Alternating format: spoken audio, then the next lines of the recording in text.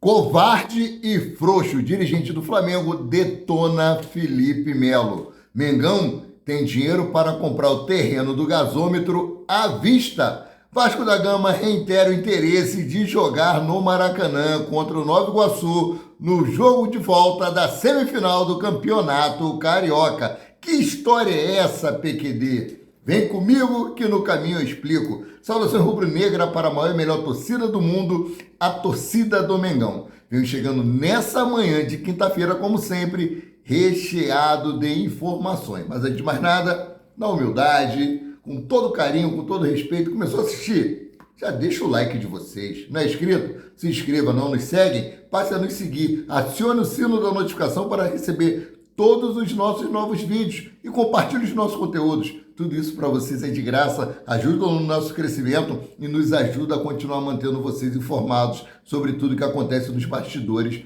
do mais querido. Então vamos para as notícias, porque a notícia que interessa e o resto não tem pressa. Deixar para falar do Vasco da Gama mais lá na frente, que já me estressou muito ontem, muito. Vamos lá. Gabigol, com um grupo de 3 jogadores na transição, o Flamengo finalizou o treino para a decisão contra o Fluminense ontem. O Flamengo tem mais um treino hoje, tem mais um treino amanhã. O Flamengo aí deu mais um passo na preparação para a decisão contra o Fluminense pela semifinal do Campeonato Carioca no sábado, dia 16. Tite aí comandou o 3º treino do elenco na tarde de quarta-feira e pôde contar aí com Gabigol durante toda a atividade. Entretanto, 3 jogadores ficaram na transição física: Wesley, Ayrton Lucas e Eric Pulgar. Os jogadores do Flamengo aí treinaram na parte da tarde, às 16 horas, no CT Ninho do Urubu, e depois de se recuperar aí das pequenas lesões musculares, Gabigol participou normalmente de todo o trabalho com o grupo pelo 2º dia consecutivo. O Camisa 10 também aí fez atividades sem restrições na terça-feira, dia 12. Tá recuperado, treinou terça, treinou ontem, com certeza vai treinar hoje, mas Gabigol nós já sabemos que é banco de reserva. E por falar em Gabigol, vou entrar logo no assunto aqui sobre renovação de Gabigol. Marcos Braz falou que de um jeito ou de outro iremos resolver a situação do Gabigol, Só que não tem Cacau Cota, não tem Tite, não tem nenhum outro dirigente a não ser o presidente Rodolfo Landim. A renovação de Gabriel Barbosa ou Gabigol passa pelo crivo do presidente Rodolfo Landim. Ele é quem vai decidir se o atleta fica ou não. Já tinha conversas adiantadas no ano passado, como todos lembram bem, já tinha sido apalavrado que o Flamengo iria renovar com o atleta por mais 5 anos, aumento de salário e outras coisas mais, tá? Mas aí teve esse declínio do Gabigol e as negociações esfriaram. O contrato dele terminando no fim do ano ele pode assinar um pré-contrato e sair de graça. Sabemos que estamos em ano de eleição no Flamengo, então Rodolfo Landim não pode dar um tiro errado, porque ele quer colocar alguém da sua plataforma lá para poder gerir o Flamengo aí e ele ficar por trás. Essa é a realidade, Algum apoiador dele. Então, assim, ele vai analisar com bastante cautela o decorrer dessa temporada aí para saber o que vai fazer com o Gabigol. Beleza? Essa é a situação de Gabigol no momento. Muita gente pergunta, PQD, e o Gabigol? O Flamengo vai renovar com o Gabigol. O Flamengo está esperando que o Gabigol mostre resultado dentro de campo. Só que uma coisa eu te digo, tendo poucas oportunidades igual ele está tendo, dificilmente ele vai demonstrar alguma coisa. Eu aguardo aí a Copa América, que quando os jogadores serão convocados, o Pedro deve ser convocado, e o Gabigol aí consiga dar a volta por cima. Estou torcendo por isso, Vamos lá. E 3 jogadores ficaram dedicados à transição física, sem atividades com o grupo. Wesley se recuperou aí de pequenas lesões musculares, assim como o Gabigol, e aprimora a parte física. Já Ayrton Lucas sofreu uma pancada no primeiro Fla-Flu e também passa por controle de carga. Eric Pulgar, por outro lado, foi a campo pela primeira vez na semana, já que ficou apenas na academia segunda-feira e na terça, após o incômodo muscular no clássico do jogo de ida. Essa é a situação desses 3 jogadores aí que o Flamengo está fazendo transição para o campo e não devem ter nenhum problema para serem relacionados para o jogo contra o Fluminense, né? Agora, um assunto aqui que essa semana explodiu, né? Estádio do Flamengo, terreno do gasômetro, outra empresa querendo comprar o terreno do gasômetro, Flamengo querendo mostrar que a sua proposta é melhor para revitalizar aquela área. E segundo informações aqui, o Flamengo tem dinheiro em caixa para a compra do terreno do gasômetro à vista. Parece que realmente o estádio do Flamengo vai sair. Para isso, tem que comprar o terreno, né? O tema do estádio do Flamengo no gasômetro está quente e ganhou mais detalhes na live do jornalista Bernardo Ramos com o Fabrício Chica, arquiteto que apura com afinco sobre o tema da nova Casa Rubro-Negra. De acordo aí com Chica, que possui o canal Mundo na Bola, o Mengão tem atualmente o valor em caixa disponível para a compra do terreno localizado no centro do Rio. A quantia gira em torno de 200 a 400 milhões de reais. Abre aspas para o que disse aqui Chica. O Flamengo tem dinheiro em caixa hoje para comprar o terreno. Se você olhar no relatório financeiro, o Flamengo tem a quantia suficiente para a compra à vista. Essa reunião Flamengo e Caixa teve várias camadas. A primeira camada é fazer a Caixa Econômica, fazer a análise sobre o impacto do estádio em seus negócios em volta, né? Informou o Fabrício Chico. O que acontece? Essa análise do impacto no entorno é do que o Flamengo pode gerar de benefícios para aquela região. Seguindo aqui, ainda segundo o arquiteto, o Flamengo mostrou para a Caixa que tem um plano de pré-viabilidade de sua arena na região. Abre aspas aqui. Na primeira reunião que houve no ano passado, Landim não tinha o material necessário para apresentar nada. Ainda não sabia onde iria ocupar, sequer entradas e saídas. Marcou-se uma outra reunião nesse período. É possível que o Flamengo tenha desenvolvido o que é chamado de mercado de pré-viabilidade. Fecha aspas, pontuou. Vou trazer para vocês o que é pré-viabilidade, né? Projeto fornecido pelo Flamengo sobre o gasômetro. Abre aspas aqui. A pré-viabilidade é uma documentação com as ideias, com os custos, as rendas acessórias, ou seja, as lojas que vão ter em volta do estádio, ideia geral do projeto. A Caixa tem aí que saber essa informação para saber o impacto que isso irá ter em seus outros negócios. A gente vai saber em que pé está essa negociação quando o Flamengo pediu um compromisso de compra e venda, fecha aspas, finalizou Chica. Rapaz, parece que isso realmente vai sair do papel, pelo menos a compra do terreno. Comprando o terreno, aí o Flamengo busca as parcerias pública-privada para tentar construir o seu estádio que está avaliado em 2 bilhões, né?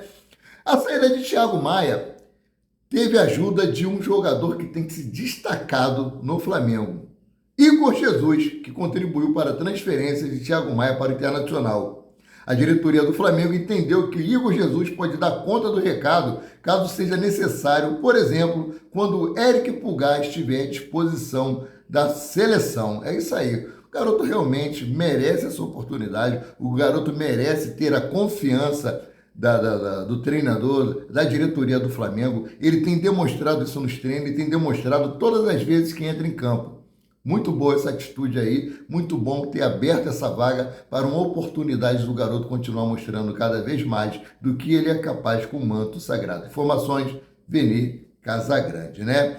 Bom, outro assunto que ficou rondando aí foi sobre Antony, né? Antony do Manchester United. E o Flamengo abriu o jogo sobre o jogador, né? A diretoria do time rubro-negro negou a possibilidade de fechar com o atacante Antony do Manchester, né? De acordo aí com informações da jornalista Isabela Costa, da Cazé TV, a diretoria do Flamengo negou o interesse em contratar Antony neste momento. Desse modo, a notícia sobre o jogador brasileiro do Manchester não procede. Antony, que virou aí reserva no Manchester e no Stage. Contudo, apesar do momento do brasileiro, o técnico Erik ten Hag não tem pressa em se desfazer do atleta. Segundo a imprensa inglesa, ainda de acordo com os jornais, o atacante também não tem desejo de deixar o clube e retornar ao Brasil. O desejo dele é continuar lá ou ir para outro clube, que seja lá também. Mas voltar para o Brasil não tem nenhum interesse. Cara, agora, calma aí. Já sabe sobre o que eu vou falar agora, né? Já sabem.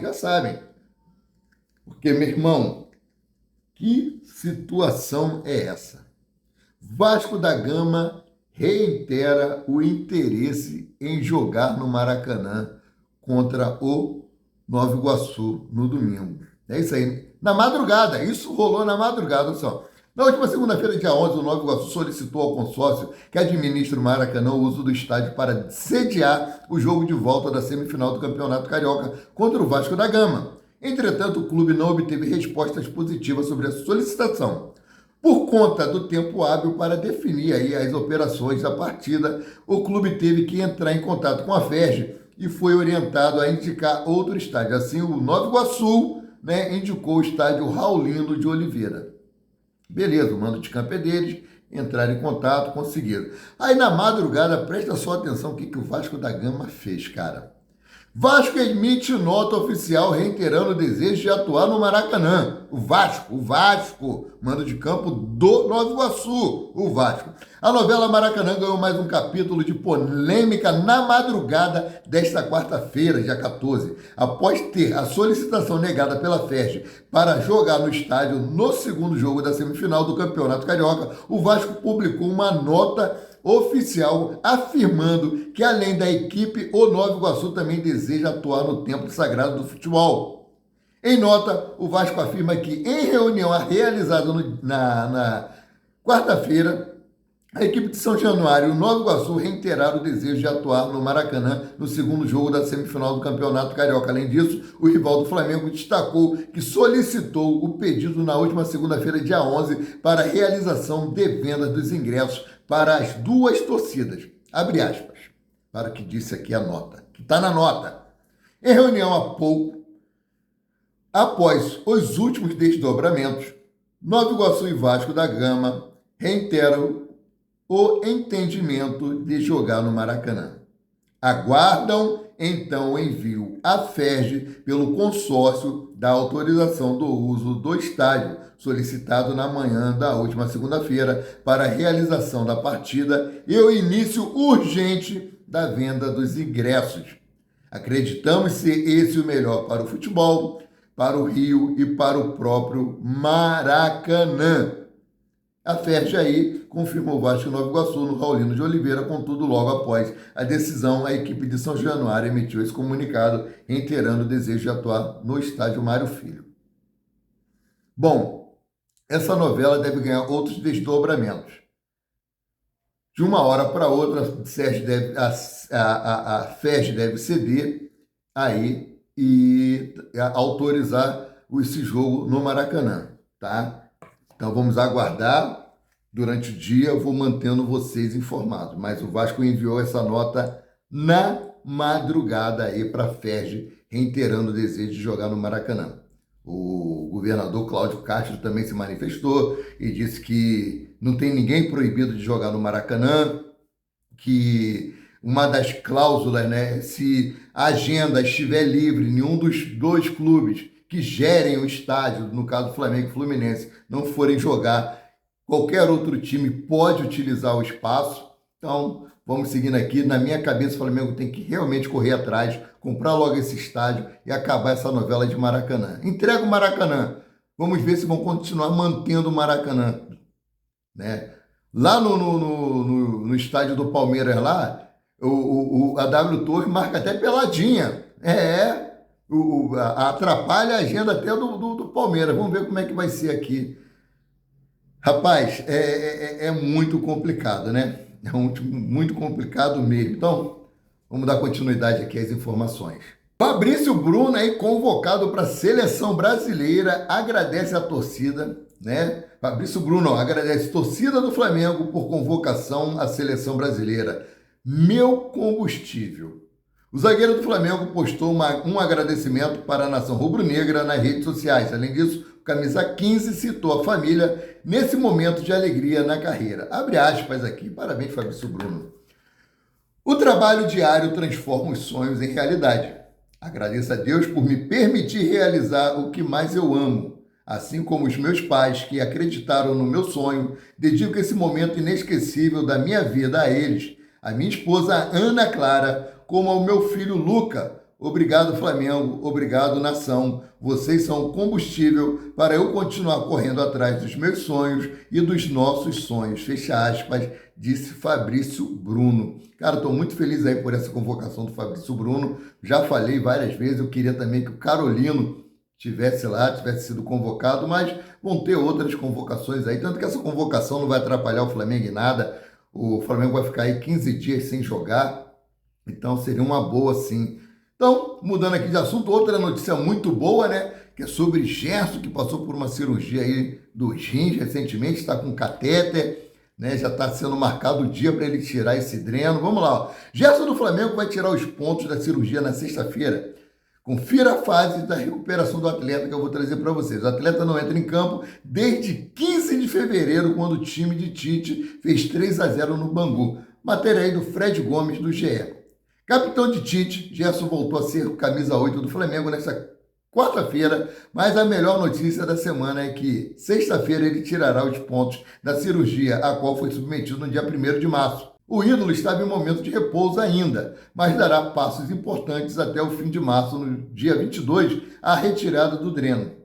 Feitas as retiradas entre sexta-feira, dia 22 de março, Gerson inicia uma preparação de forma gradual com exercícios leves no dia 25. Ele precisará de aproximadamente um mês para readquirir forma física e dar a resposta necessária em relação a eventuais dores durante o processo de recuperação. Pô, muito legal mesmo. Feliz por essa recuperação do Gerson, feliz por ele estar prestes a tirar os pontos e voltar às suas atividades. Lembrando que para ele conseguir a vaga de titular do Nicolas de la Cruz vai ser muito difícil. Vai ser o cara tá jogando muito, o cara é muito inteligente, já falei. Deu mais velocidade ao ataque, deu mais dinâmica ao meio de campo. Ele tem uma visão de jogo, um raciocínio muito rápido à frente dos outros jogadores. Vamos ver, vai ser uma briga boa aí, né? Então, mudando aqui de assunto, né? Já falar da Eric Pulgar, que está lá em transição, se recuperando de dores muscular, e Eric Pulgar vira referência e lidera ranking defensivo no Flamengo após a chegada de Tite. Falar em parte defensiva, muito se fala aí que o Agostinho Rossi está prestes a bater o recorde de mais minutos sem tomar gol. Cara, sem tomar gols. Tudo isso passa pela defesa, pelo meio de campo e pelo ataque do Flamengo. Mérito do Rossi não estar tomando gols é por causa desse esquema tático de Tite, que dificulta muito a chegada dos adversários ao campo de defesa do Flamengo. Quando a jogada chega lá na defesa do Flamengo, já chega mascada, porque o Flamengo briga no campo de ataque, briga no meio de campo e briga na defesa. Cara, o time do Flamengo está muito coeso, está muito compacto, está muito bonito, está muito gostoso de se ver jogar. Né? Então, voltando aqui, o volante chileno lidera o ranking defensivo de passes no time rubro-negro, desde a chegada do treinador gaúcho. Além disso, o meia é o segundo com mais assistências nesse período. Cara, Eric Pulgar, que estava no banco de reserva. Ninguém sabia o que Eric Pulgar estava fazendo no Flamengo. E hoje é um dos grandes pontos de referência do meio de campo do Flamengo. Cara, como o jogador muda de um técnico para o outro, né? De acordo aí com o site de estatística SofaScore, Eric Pulgar tem 118 bolas recuperadas e lidera o quesito desde a chegada de Tite. Portanto, sob o comando do treinador, o volante tem 18 partidas, nas quais também é o primeiro em aproveitamento em passe certo, 91%, em lançamentos, 71%. Né? Eric Pulgar é o segundo jogador com mais assistências na era Tite. O volante chileno aí tem 4 passes diretos para o gol nesse período. Por fim, o atleta estrangeiro detém 14 toques decisivos, o que resulta em chances criadas para o Flamengo. Cara, demais. Demais, demais, demais, demais, demais, né? Então, continuando aqui, vamos mudar de assunto, né? Rapaz, eu postei esse vídeo ontem, mas eu não comentei sobre ele. Dirigente do Flamengo chama Felipe Melo de covarde e frouxo. Postei esse vídeo aí que a Cacau Cota tá falando, né? Na quarta-feira, ontem, o diretor de Relações Externas do Flamengo, Cacau Cota, detonou Felipe Melo por um lance com o Pedro no confronto do dia 9 de março. Covarde, né? Eu conheço um pouco disso no MMA, artes marciais mistas. É um soco conhecido como mata-cobra, que é quando o cara pula e soca de cima para baixo. Existe isso. Quem conhece sabe do que estou falando. Ele, Felipe Melo, fez isso contra o Pedro, fecha aspas, disse Cacau Cota. A arbitragem, ele continua aqui, né? Abre aspas. A arbitragem acha que ele tentou tomar a frente. Tomou a frente nenhuma. Começou o movimento de mão fechada e termina de mão aberta, que é o natural. Isso não aparece nas lutas porque os lutadores usam luva. O Felipe Melo, como jogador, precisa se preocupar com sua imagem. Está passando uma imagem de covarde frouxo. Se ele treina a luta, ele que se aposente do futebol. Fecha aspas, acrescentou Cacau Cota a Gabriel Reis, o paparazzo rubro-negro. Cara, uma covardia sem par. Uma covardia sem par. Fora a entrada que ele deu nele, no Pedro, no carrinho, com a bola, o pé por cima da bola. E o árbitro não deu sequer cartão amarelo. Cara, dá a impressão de um protecionismo muito grande para os jogadores que são violentos. Não sei se é medo, eu não sei o que é, né? Mudando aqui de assunto, Flamengo pode realizar a maior venda da sua história. Que história é essa, PQD? É isso aí. Manchester quer contratar revelação do Flamengo. Manchester City, liderado aí por Pep Guardiola, está interessado no meio atacante Lohan do Flamengo. Com apenas 17 anos e um gol marcado pela equipe principal, Lohan teve limitadas oportunidades de jogar sob o comando do Vitor Pereira, Jorge Sampaoli e Tite no Brasileirão. Rumores sobre o interesse do clube inglês surgiram no final de 2023, mas as negociações não foram adiante naquele momento.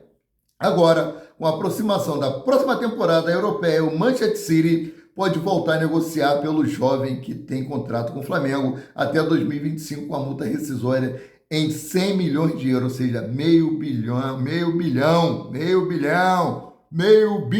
de reais, cara. É grana pra cacete. Além do interesse do Manchester City, outros grandes clubes da Premier League, como o Manchester United e o Chelsea, também demonstram interesse em Lohan, conforme relatado pelo jornalista especializado em transferências Fabrício Romano. Cara, só que tem uma preocupação do staff do atleta. O que acontece?